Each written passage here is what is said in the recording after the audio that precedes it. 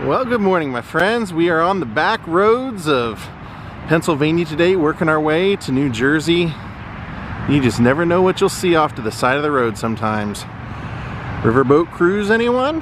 That's right, my friends. We're gonna head to New Jersey and visit the grave of an absolute legend, Miss Whitney Houston. Fairview Cemetery.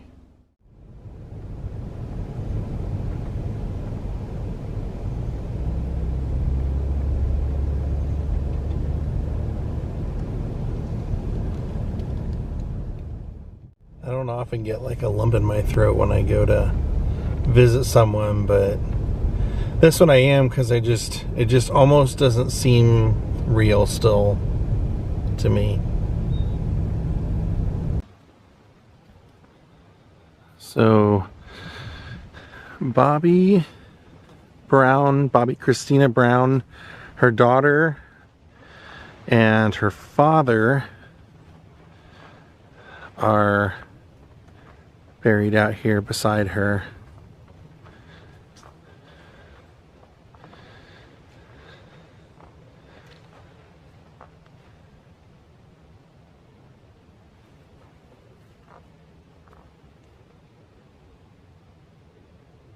Boy, that was a sad passing too.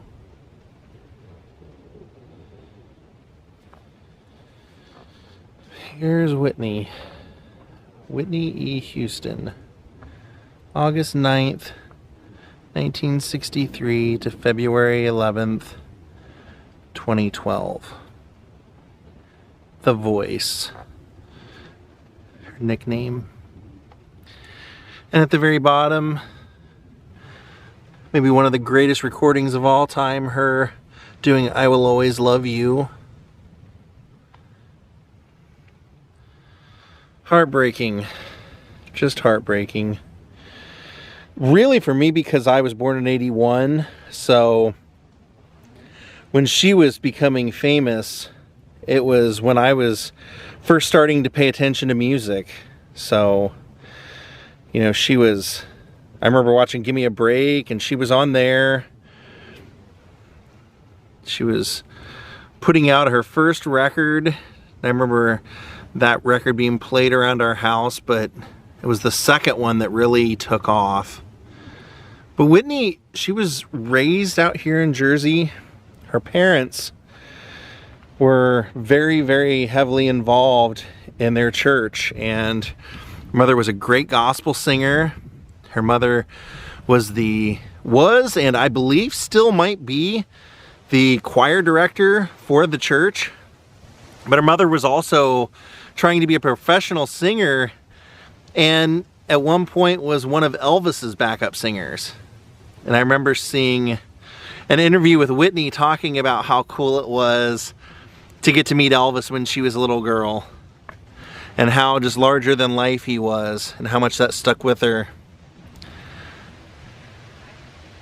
Her godmother was Aretha Franklin. So there's a top list of female singers. I believe Aretha Franklin was voted #1 and Whitney Houston was voted #2. And her aunt was Dionne Warwick. So Whitney was raised singing gospel music in her parents' church, led by her mother, and was really good. And apparently Dionne helped her get a little bit of a foot in the door, because Whitney was a backup singer for Chaka Khan on I'm Every Woman. And then eventually Clive Davis ended up finding Whitney Houston, or someone brought Whitney to his attention, and he saw he had, not only a wonderful singer, but she came off very squeaky clean. She was very girl next door, so he kind of cultivated that. And instead of really leaning into her gospel, which is probably what maybe she would have preferred at the time, or maybe she thought she was going to do with her life, he kind of guided her more towards a pop soul. And she had so many hits. I mean, if you think about it, because not only those first 2 records, but then she came back and did the I'm Every Woman thing. And I remember Oprah was like all over that. Oprah gave her like tons and tons of publicity because Oprah had lost a bunch of weight and was saying that it was Whitney, the soundtrack of her weight loss was Whitney Houston. She was listening to that constantly. So Whitney had just an amazing career, and a lot of it had to do with working with Clive Davis. And then she was working with Babyface and L.A. Reid, and they ended up partnering up with Clive Davis, so he was even more influential in her life. And I think, just from what I'm able to understand, it seems like even though it was really successful, she didn't feel that she was really getting to put her mark into it. And she started dating Bobby Brown, who was kind of known in the media at that point. He was really popular for the Don't Be Cruel album, My Prerogative, but also kind of known as a wild child, hellion troublemaker. And they started being seen everywhere together. They fell in love. It's crazy, there were like rumors of, back in the press, that Whitney might be a lesbian back then, and Bobby said in his book that that was like one of the reasons that they ended up getting married, was to like squash that rumor. But when they did end up getting married, they did it in Whitney wearing like a $40,000 wedding dress, and they very shortly had Bobby Christina Brown, who Whitney would say was the true love of her life. So Whitney was a gospel singer and a pop star and also a model early on, then became an actress because Kevin Costner wanted her to do The Bodyguard. That's where we get that great song that she's known for, the I Will Always Love You, but got a lot of bad press as far as her acting. And then you kind of started hearing about her acting strange, that there's maybe drugs involved, and her and Bobby were always doing something together. Bobby didn't have a great reputation. Like I said, he was always getting in trouble for something. Then they eventually made like a reality show, and she was a chain smoker, and then sadly, even though with all of her talent, she ended up becoming addicted to cocaine. It's sad, you know, that became something that we have to talk about, but it's because of, you know, her passing that I feel like we kind of have to. Her passing in, you know, hotel bathtub of Beverly Hilton. Nobody saw it coming. After it happened, I read that the hotel was getting so many requests for people wanting to stay in that room that they actually sealed off the room pretty much right away. I don't think anybody ever stayed in it after Whitney. And they replaced every single thing in the room, repainted, re-wallpapered, removed every single handle, every single fixture, the bathtub, everything was removed so that nobody would ever be able to claim that they ever were that close, you know, which, I don't know, I feel like the reason people do that, or the reason people want to go stay there, is because they loved her so much and that they want to feel that closeness to her, and they want to listen to her music and be in the room that she passed away in. So sad, so sad. People always kind of fault Bobby Brown for her downfall, but from seeing random documentaries over the years, from her friends being interviewed and stuff, it sounds like they were just very toxic together. That they both had similar personalities that fueled each other's personality, and then when they fought, they were explosive. And a lot of times that never works out well, and it's unfortunate. It's unfortunate that she didn't get a lot longer life. And Bobby Christina was Bobby Brown and Whitney Houston's only child together, and Whitney's only child. Bobby claimed in his book that while Whitney was filming The Bodyguard, that she was pregnant and had a miscarriage and lost a baby, and that they had tried to have another child for several years and just were not ever able to. So Bobby passed away after, Bobby Christina passed away after her mother, so her mother never had to endure that. But that's so sad, because Bobby Christina's passing was very similar. Bobby Christina was found face down in her bathtub in her home in Georgia. And they tried to do CPR, transported her to the hospital. She was put into a medical-induced coma, but her brain functioning had significantly deteriorated.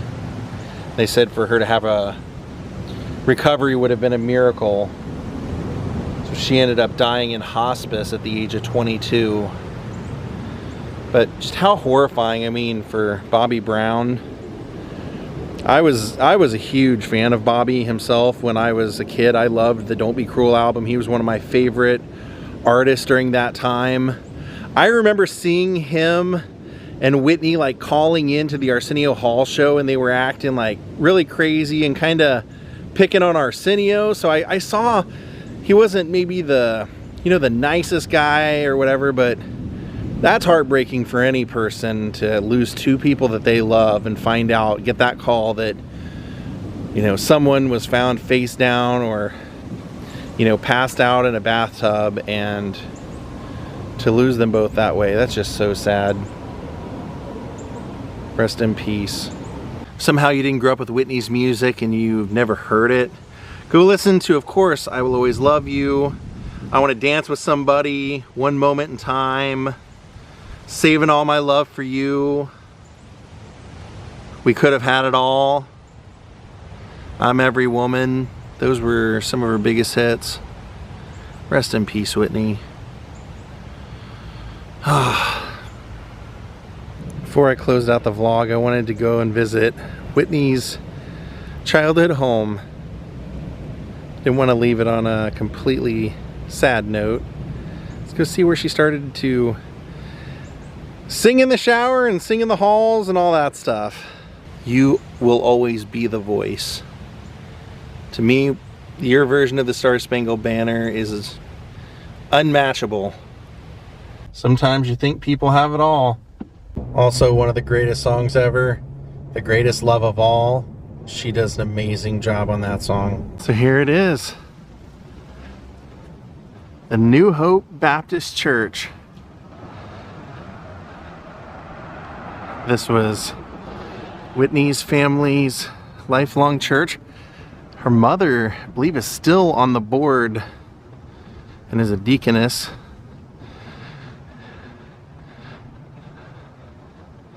Dionne Warwick, and of course Whitney. They would have all sang in here. Oh, look, right up on top they have a memorial to Whitney. It says, Remembering Whitney. Wonderful.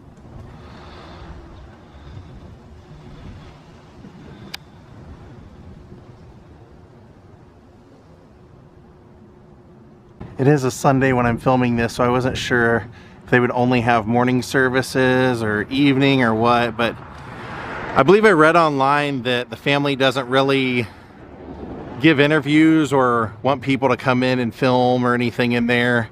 Generally, they like it to remain a worship for the congregation, not just to Whitney, but oh, can you imagine hearing her singing in here? How amazing that must have been.